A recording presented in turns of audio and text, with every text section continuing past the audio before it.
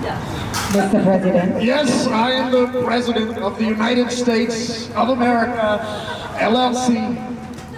Yes, sir, you are. I'm here to prep you for your 10 a.m. reception.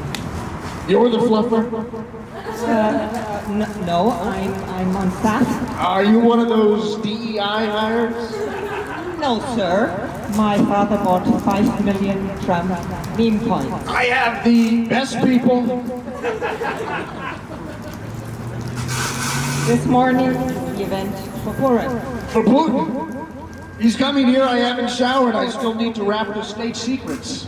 No, it's Purim. You're hosting a brunch for your richest, most conservative Jewish supporters. All right. You're serving bagel McMuffins. Bagel McMuffins. Pearl, that's the one with the worthless chocolate money? No, that's Hanukkah. This must be born Easter? Oh, you mean Passover? That's it, my daughter invites me every year the worst. If I wanted to celebrate unleashing plagues, I'd put RFK Jr. in charge of healthcare, let me tell you. That will be terrible, sir. No, Purim is the story of a Jewish queen. No, my mistake. Purim is the story of a perfect, wise, young king whose greatest dream was to use his position to make a lot of money and to stay out of jail. You know, I like him. A lot of these stories, the characters are not relatable, but this one is really good. I'll use it when I talk to my Jews. They're happy because I promised them they'd be the last to lose their rights. Oh, good. So this perfect king of the great empire wanted to seize the land of Gaza and turn it into the Riviera of the Middle East. Amazing. I mean, I had really the same idea, but I'd say I had it first. Just imagine, instead of all the rubble and the poor brown people complaining about having to be dead, a beautiful skyline of tacky tax write-offs as far as the eye can see. There's a wonderful video about this. I have the best AI. I'm going to screen it at Lincoln Center. That is wonderful, sir. Now there is a woman in this story. Young and beautiful, I hope. I like them young, beautiful, and unable to escape.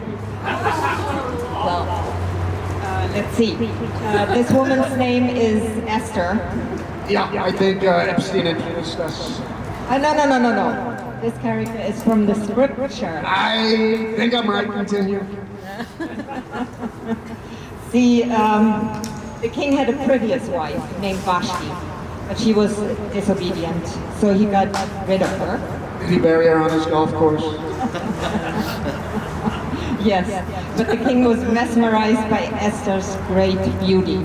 So before Vashti had even been laid to rest in the sand trap, Esther and the king were married. Just like that, no hush money or anything? That's really lovely. Yes, sir. It was very romantic. However, Esther had a secret. What the king didn't know was that his new queen was Jewish. I would have known. Wow. You said it was love. American Jews, they love me. They love me like latkes. If they don't, they're not real Jews. I see, sir. One day, Queen Esther learned of a plot against the Jews by the king's evil advisor, Haman.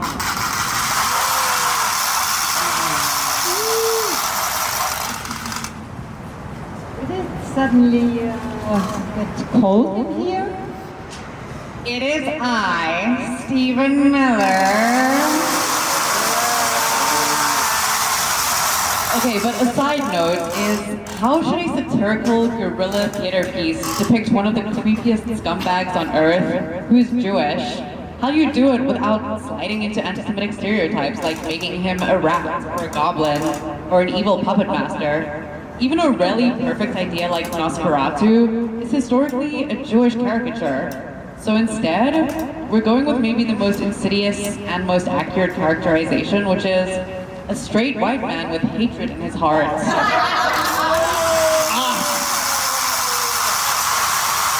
Stephen Miller. I was just learning about your holiday of Purim.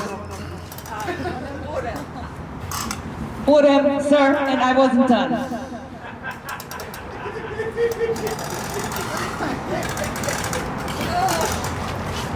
Who are you? I'm briefing the president on the story of Purim. Putin. Oh no, I mean Purim. There's something different about this one. Are you a spy? No, I'm MAGA, baby. I wanted to work for the president because I'm Jewish and he's strong on Israel. And my bubba thinks I can find a husband here. Leave her alone, Miller. She's doing a fine job, and she's got great hair. I mean, look at it. Behave, and later I'll let you drink the blood of some farm workers.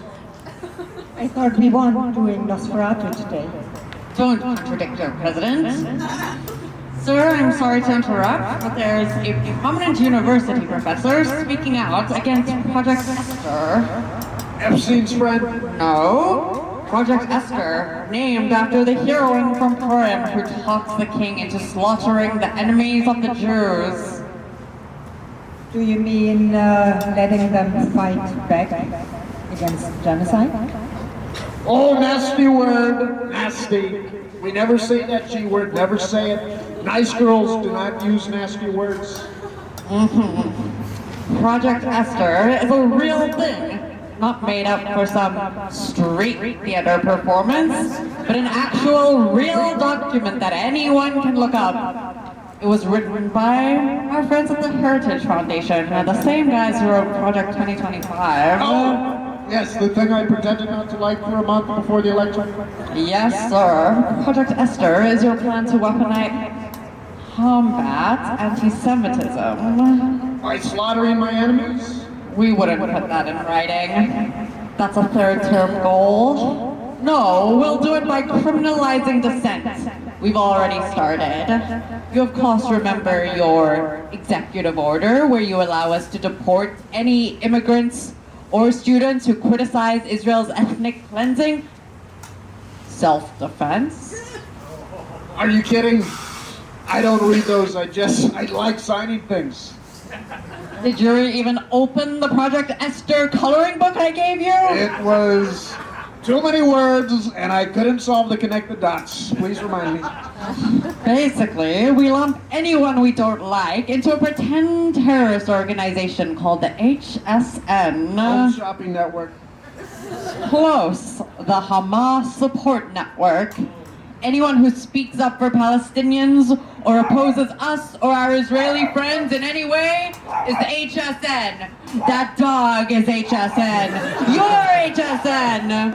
Selling stuff on the TV. We can track the purchases. I've done it before. Excellent idea. Then while claiming to fight this invented conspiracy, we can weaken civil rights, education, and the media. Which is run by the Jews, correct? No, sir, it is run by you and your friend, Maski Haman.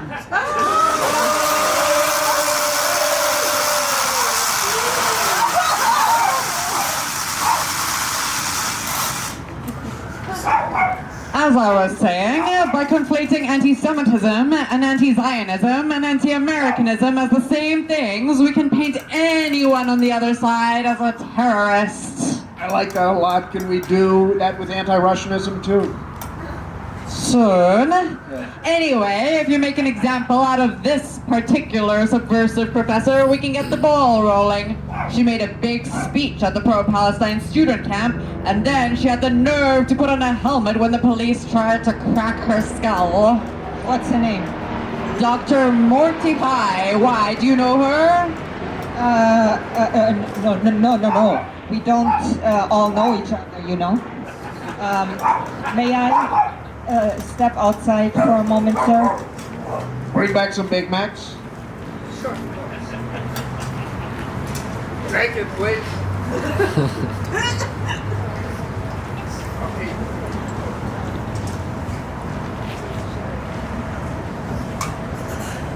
We're both on the phone. Esther, how's the internship going? Have they let you do a ride-along with kids? Aunt Marty, they're coming after you. They already got me. I just got fired from the university. They made me give me back my sweatshirt. I mean, the whole government. Have you heard of something called Project Esther? They're going to use it to attack students and professors who criticize Netanyahu and Trump and Kid Rock. I'm aware, and it's not just on campus. Groups like Jewish Voice for Peace and IfNotNow are going to be designated terrorists. But you know who gets a seat at the table? The Anti-Defamation League. Who? The Anti-Defamation League. They're the extremist right-wing Jewish group that defended Elon Musk's Nazi salute.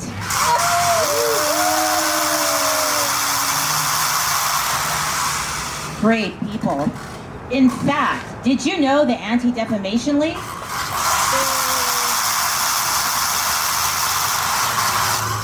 Writes the Holocaust curriculum for public school districts across the country?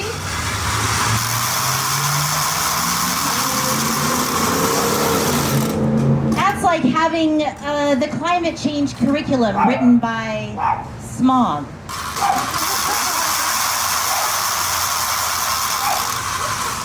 But what do you care? Isn't this what you wanted when you voted for him? No, I mean, even though it's been 8 years of the most awful things they can get away with, plus they publish a detailed and public plan for all the even more awful stuff they want to do this time, I didn't think they were serious. Plus eggs. It's not too late to join the fight. They're going to use this rift between Jews of conscience and Jews of not to pursue their authoritarian wish list. It's okay to change your mind. What should I do? Esther, you've got the king's ear. I mean the president's. You must influence him. Get him to change course. Oh, agents are at my door. I think I'm getting deported. Come visit me in Honduras. You missed it. Stephen Miller was cracking me up, telling me how we're going to say that powerful, shadowy foreigners are financing the protests. I think I like his story a lot more than yours. We're going to demonize these activist groups just like previous generations demonized American Nazis and the KKK. Oh, I like them. I'm considering pardons for everyone, really, except the protesters. Sir, you don't suppose all those protests could have possibly been the completely appropriate reactions by compassionate people to horrific events? I don't know half those words. You sound like one of them. Which will be great practice for you, Mr. President. So if some liberal fake news reporter says something like, protests are good, genocide is bad, you say... Well, those protests were very well organized, very quickly. That's no coincidence. Believe me, I've paid a lot of suckers to come to my rallies. It takes time. You're a natural, sir. We lump them all together. The students, the professors, the media, the DEI crowd, the peace groups, the rogue clergy, the illegals, the disobedient Jews, the Muslims. Now they're all Hamas.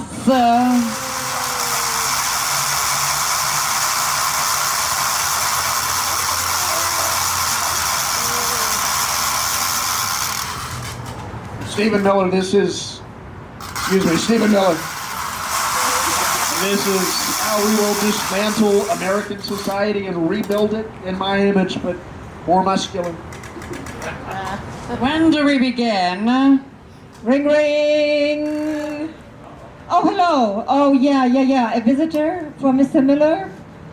Surprise from a friend.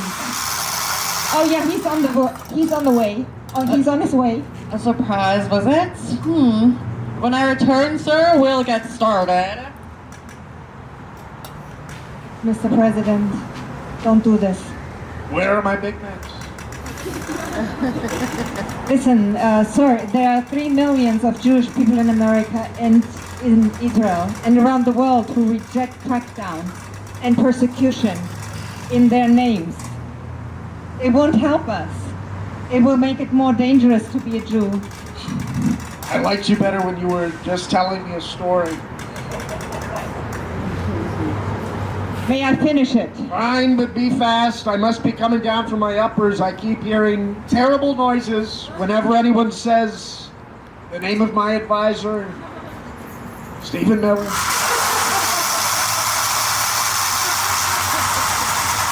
There it is again, you hear it? I do. Okay, that is a good segue, my king. My president. But in the story, our perfect king had an evil advisor, a man named Haman. Don't you hear that? No. One day, Haman stormed into the king's office, outraged, because he had been disrespected by his head security advisor, a career intelligence officer named Mordecai. Oh, the deep state, I don't like him, unless he's loyal to the king. Mordecai is very loyal to the king. He even discovered a plot against the king's life and stopped it. But Mordecai and Haman did not get along because Haman wanted to make the world suffer. He wanted to make the world suffer as much as he'd suffered from being raised wealthy in a liberal community. So Haman convinced the king that Mordecai, who was Jewish, wanted to destroy the kingdom. Haman begged the king to let him murder Mordecai and every other Jew. I mean, is there a bad guy in this story? Everyone sounds really cool. Well, as it happened, Esther. Hot Jews? Yes. Okay. She was cousins with Mordecai. It's probably how she got the job. It's all about who you know in your family. Well, you know, when she heard about Haman's awful project, she appealed to her husband, the perfect, wise, high IQ king. She said, don't listen to Haman. Protect our freedom. Snore. I mean, she said, it will make you more money to reject Project Esther. Go on. And you will be selling...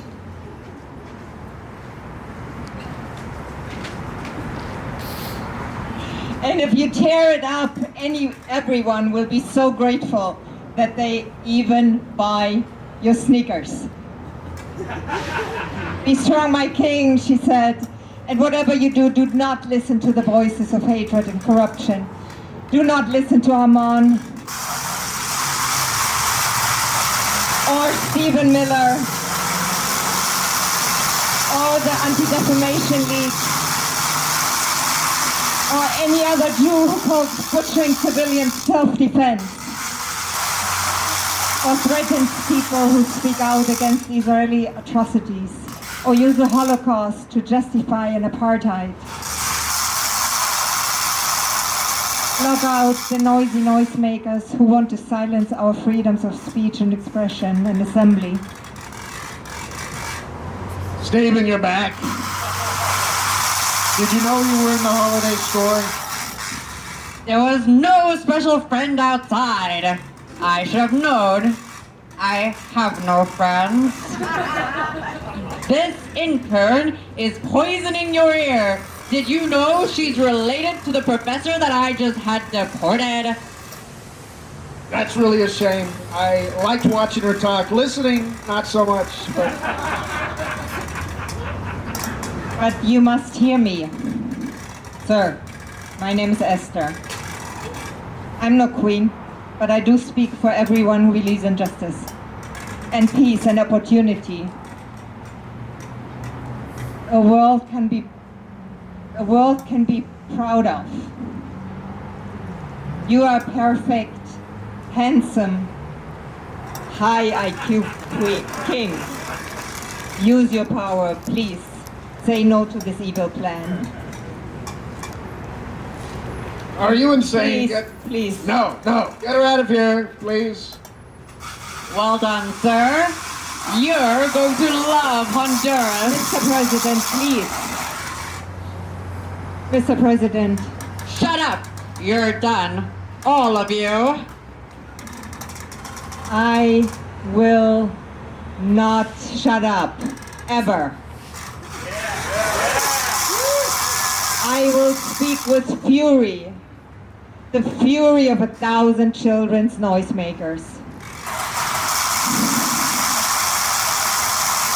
You will not have a moment's peace until the people no longer live in fear, from Palestine to Congo to South Sudan. No peace for you until this country learns to love every immigrant, every prisoner, every person of every gender like they are family. No peace until we have achieved equality, justice, and a thriving future for all Palestinians and Israelis. No peace for Trump. No peace for Stephen Miller. That's enough. Where are the police? Did we use the army yet? Can anybody shoot these people for me? You're all on film. We'll find you. Come on, Mr. President. Let's get to your secure bunker. You won't fit. I have all the boxes from my first term there, the ones they didn't find.